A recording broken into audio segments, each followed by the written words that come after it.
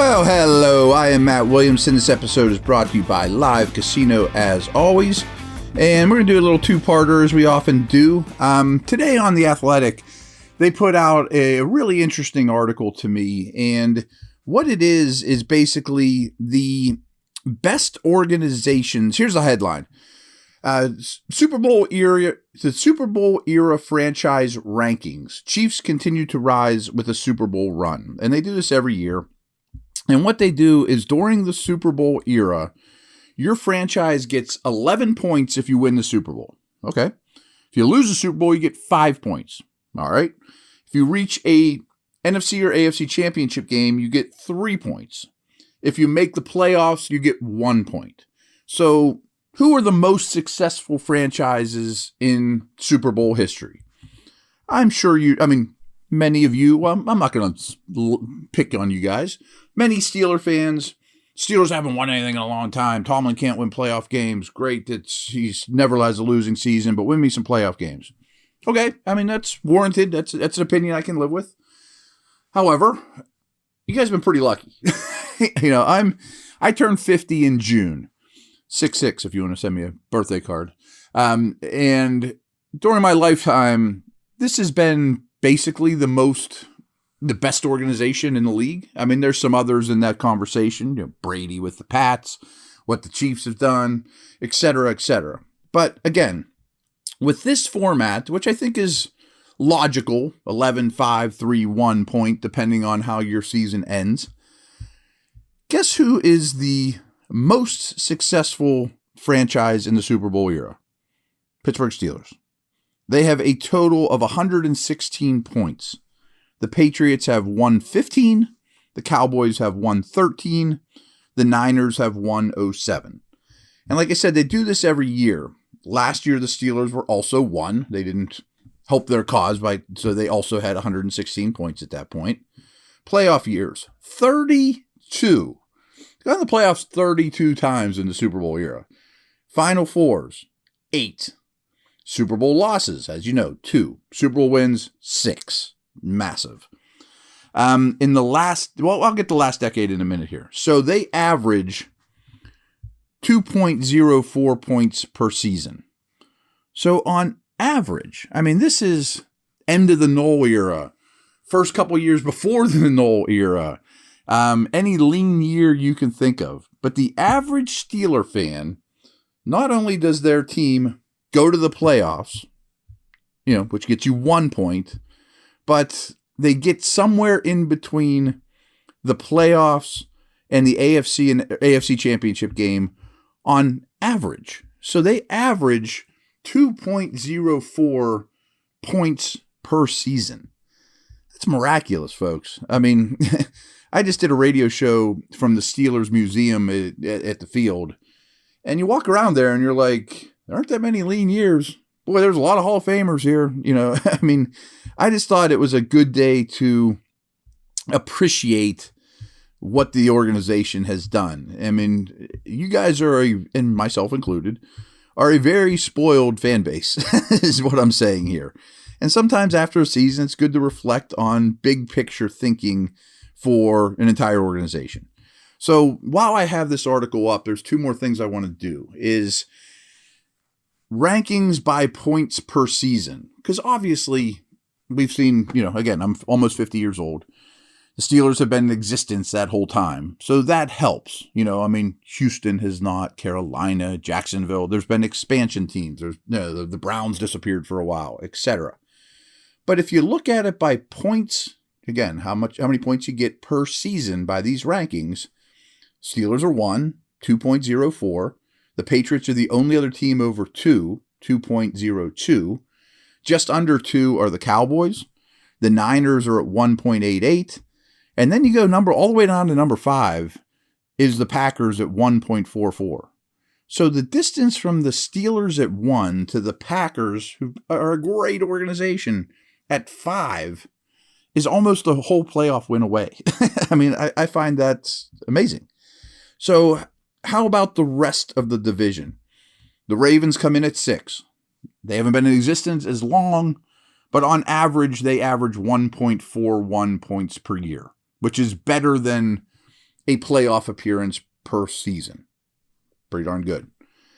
What about those teams in Ohio? I'm scrolling. Bengals are 24th. That's 0.54 points per season for the Bengals. Basically saying they get to the playoffs, and not any more than that, every other year through their existence. Not so great. That's 24th. Browns, 28th, 0.46. So they don't even get to the playoffs any other year, let alone championship games and whatnot. To put that in a little bit of perspective, the bottom 5 are the Lions. You could be Lions fans, folks. 0.25. The Cardinals, which are really, really bad right now, 0.26. The Texans, 0.29. The Chargers, that one stands out to me, 0.44. You've had Dan Fouts, Phillip Rivers, Justin Herbert, Drew Brees. I mean, you should be better than 0.44 over my lifetime. I mean, I am a Steeler fan, true, but I had a Dan Fouts jersey growing up when I was 8 because that offense was so awesome. And still, I mean, that's awful by the Chargers. Now, here's the other thing they did, which I found interesting, which isn't as flattering to the Steelers. I'm sure some of you are out there like, well, what have you done for me lately? So they have the last 10 years, from 2013 to 2022. As you would imagine, the Patriots are won by a pretty high margin. They have 46 points over that stretch. Chiefs are catching them, though. They're at 37. Then there's a gap. Seattle at 22. The Eagles at 20. Rams at 18. Where are the Steelers? Scrolling down, they're still at 11. So over the last decade, they've been the 11th best team in the league. They have 8 points. Okay. Bengals are right ahead of them at 11. I'm looking for the Ravens here. The Ravens have 5. They're 20th. The Browns are 31st with 1 point. They have 1 playoff appearance in the last 10 years. The Jets have 0. So there you have it. You guys don't have it so bad. Quick break, and then I have a quick little nugget for you guys here as well. That's something that's up my alley. I haven't gone down the road with you guys before, but we're going to talk Deontay Johnson.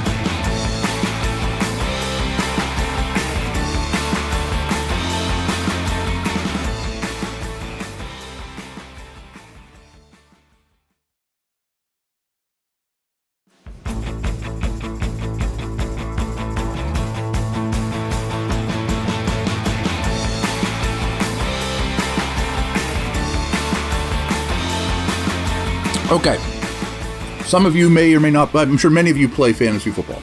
Great. Probably not that many of you play Dynasty fantasy football. And what Dynasty is you keep your team year to year. You try to build a dynasty. You have a rookie draft every year. Like this year, Bijan Robinson is going to be the first rookie drafted in your Dynasty rookie draft. Okay. You trade draft picks. When your season goes to crap, you trade your old dudes for future picks. There's a lot more to it. I love it. I've hosted a podcast, Locked On Dynasty, now for 15 years. It's one of the more successful ones out there. I'm in 7 or 8 Dynasty leagues. So I'm always talking Dynasty. What's this guy's Dynasty value? Youth matters a great deal. So you have these guys forever, So here, again, I'm going to reference somebody else. There's Matt Harmon, who I have great respect for. He has a site called Reception Perception. And to me, Matt Harmon is the best wide receiver and analyst out there. He watches every snap. He breaks them all down. I'll reference his stuff often, And so Matt knows his stuff. Specialist in wide receivers. So in the Dynasty community, Matt Harmon just put out his list of who are the top Dynasty wide receivers. Here's my Dynasty ranks. So this translates to the real world, which is why I like Dynasty more than Redraft, because who are the most valuable dudes? Jamar Chase and Justin Jefferson are the top 2 by a mile. They're unbelievably productive. They're unbelievably talented. They're in great situations. They have extreme youth. They're in their own tier. Okay, great. Then it's A.J. Brown. It's C.D. Lamb. There's some older guys in that next tier. By older, I mean they're not super young. Devontae Adams, Diggs, Tyreek, Waddle's in that tier, Kupp. Even Garrett Wilson and Chris Olave. Those guys are phenomenal young players. So that tier has 15 guys for Matt here. Okay, I mean, they're the people you would think. I mean, Pittman's in there, Metcalf, you know. But then there's the next tier, the third tier. And Deontay Johnson's in this tier. He's the 22nd overall Dynasty ranked wide receiver. And I'm doing this to defend the guy. I mean, many of you out there, man, what a bad contract for Deontay Johnson. Look at the receiver contracts around the league. Look how much Jacoby Myers is going to make on the open market this year. Jacoby Myers is nowhere to be found on this list in this neighborhood. So he's a tier 3 and third or 22nd overall valuable wide receiver right now. And all that means is what's ahead of the player. Matt's write-up on him is no TDs in 2022 and could be a great buy low. Fantastic route runner, but mistake prone. Couldn't agree more. Extremely well said. He is a buy for him. He's not going to score 0 touchdowns again. I know he breaks fantasy people's hearts. He is a fantastic route runner. Yes, he's mistake prone. So basically, what receiver do I want for the rest of their career?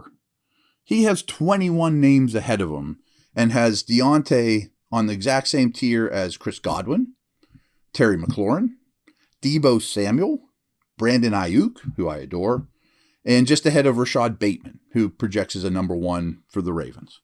So people are really hard on Deontay Johnson, and I honestly don't quite get it. Probably some of you are like, well, where's Pickens? Shouldn't he be super high? He's 33rd. And I agree with this. He says, has some unreal highlights, needs to be more consistent. I'm cool with that. I mean, he has him right next to Jahan Dotson, who was a first-round pick, right next to Christian Kirk. So not far off Deontay, but I found that interesting. So Steelers only have 2 guys of note, so that's all they have here. But I wanted to really defend Deontay because I agreed with the way Matt spelled that out. And I also thought the Pickens stuff was noteworthy. I would be buying Pickens stock at that price, but I would also be buying Johnson stock in that price because he's going to find the end zone. All right, guys, thanks. I'll be back tomorrow.